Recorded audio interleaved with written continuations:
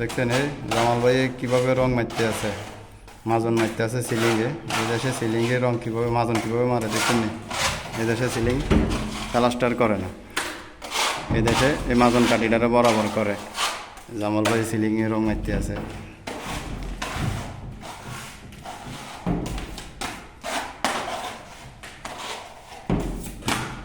এই দেখছেন এই হলো এই দেশের কাজের কোয়ালিটি, কত সুন্দর করে রং করে চাল।